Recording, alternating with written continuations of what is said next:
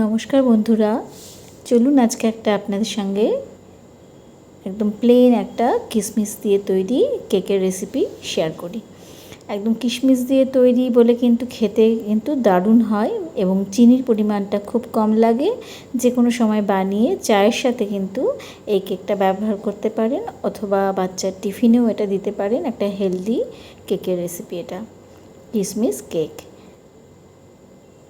ল্যাডিলো স্পুনে সবাইকে স্বাগত জানাচ্ছি।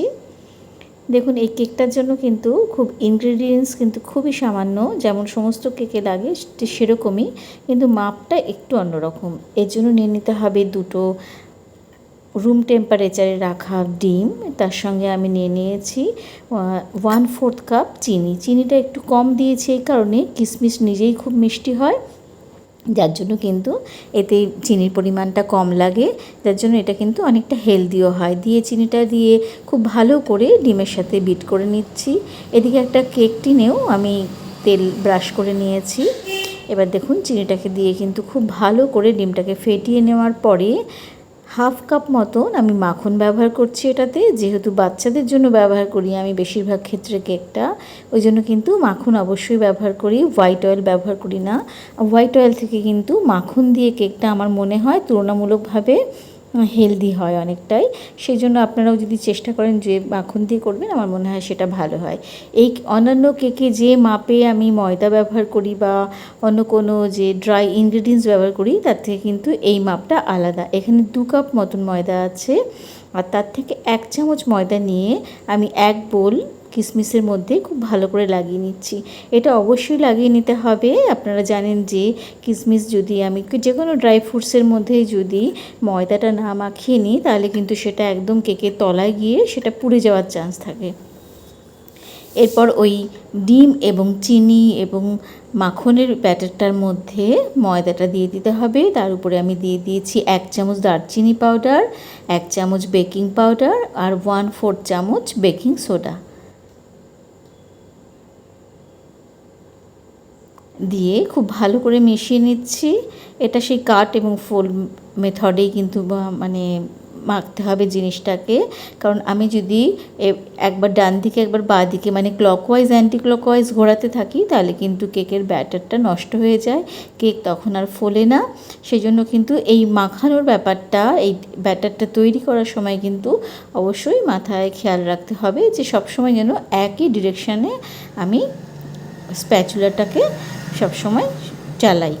দেখুন, এইভাবে খুব ভালো করে ব্যাটারটাকে তৈরি করে নিচ্ছি। এবং অন্যান্য কেকের ব্যাটার যে কনসিস্টেন্সি তৈরি হয়, এর থেকে কিন্তু অনেকটাই পাতলা হয়, কিন্তু এই কেকে এইরকমই একটু টাইট কনসিস্টেন্সি হবে, যার জন্য কিন্তু কিশমিশগুলো কখনোই তলায় গিয়ে পুড়ে যাবে না। দেখুন, খুব ভালো করে মিশিয়ে নিয়েছি। এরপর দিয়ে দিচ্ছি ডাস্ট করে রাখা কিশমিশগুলো, দিয়ে সেটাও খুব ভালো করে মাখিয়ে নিতে হবে।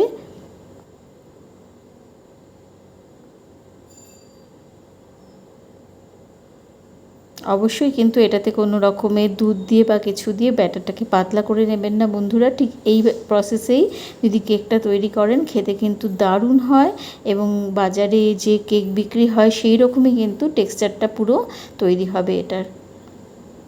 দেখুন, ব্যাটারটা এবার কেক প্যানে দিয়ে দিচ্ছি।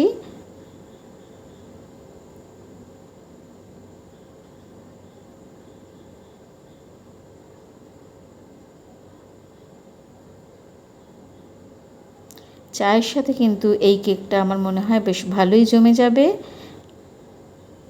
যে কোনো সময় শুধুমাত্র বাড়িতে 2-1টা জিনিস থাকলেই কিন্তু এই কেকটা আপনি তৈরি করে নিতে পারবেন। দেখুন, খুব ভালো করে ব্যাটারটাকে আমি কেক প্যানের মধ্যে দিয়ে দিয়েছি, দিয়ে ওপর থেকেও কিছুটা কিশমিশ দিয়ে সাজিয়ে দিচ্ছি। পুরোটাই কিন্তু এটা কিশমিশ কেক। এবং দেখুন, এটার মানে মিষ্টিটা একদমই মানে কিশমিশের মিষ্টিটা আপনি মুখে টের পাবেন যখন খাবেন। প্রত্যেকটা বাইটে একটা করে কিশমিশ পড়বে এবং ভীষণই স্বাদ লাগবে।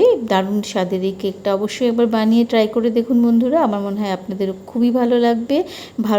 লাগলে লাইক, শেয়ার ও কমেন্টস অবশ্যই আশা করছি, এবং নতুনদের কাছ থেকে সাবস্ক্রিপশানও আশা করছি। এবার আগে থেকে প্রিহিট করে রাখা একটা কড়ার মধ্যে এটা দিয়ে দিলাম, দিয়ে হোলটাকেও, যে টপগুলোর উপরে একটা হোল থাকে তাতে একটা লবঙ্গ দিয়ে হোলটাকে বন্ধ করে দিয়েছি, দিয়ে একটা টাওয়েল দিয়ে যেটুকুনিও মানে ভেতর থেকে হাওয়া বেরিয়ে যাওয়ার চান্স থাকে সেটাকে আমি মোটামুটি একটা কাভার করে দেওয়ার চেষ্টা করছি। এইভাবে রাখার পরে যেহেতু প্রায় সময় আজকাল কেক বানাই, যার জন্য কিন্তু কেকের টাইমটা মোটামুটি কোন কেকে কী লাগতে পারে একটা আন্দাজ থাকে। এতে মোটামুটি 45 মিনিটস মতন লেগেছে আমার এই কেকটাতে। 45 মিনিটস পরে আমি দেখে নিচ্ছি যে কেকটা পুরোপুরি তৈরি হয়েছে কি না। একটা কাঠির সাহায্যে এটার বিভিন্ন অংশে কাঠিটা দিয়ে দিয়ে আমি দেখে নিচ্ছি যে তলা অবধি খুব ভালো করে কুক হয়েছে কি না। যদি হাতে না লাগে তাহলেই বুঝবেন বন্ধুরা, যারা নতুন কেক বানাচ্ছেন অবশ্যই এই চেকটা করে নেবেন যে যেন কাঠির গায়ে কোনো রকম ব্যাটার না লেগে থাকে, তাহলেই বুঝবেন যে আপনার কেক একদম তৈরি হয়ে গেছে। সেই সময়ে কিন্তু গ্যাসটা অফ করে দেবেন। কেক তৈরির সময় কিন্তু গ্যাস সবসময় লো ফ্লেমে রাখবেন। পুরো কেকের প্রসেসটাই কিন্তু লো ফ্লেমে তৈরি হয়েছে। এইভাবে কেকটা তৈরি করে দেখুন বন্ধুরা, যদি ভালো লেগে থাকে অবশ্যই কিন্তু কমেন্টস করে জানাবেন। অনেক ধন্যবাদ আপনাদেরকে। আশা করছি আপনাদের সঙ্গে আবার দেখা হচ্ছে নতুন কোনো ভিডিওতে।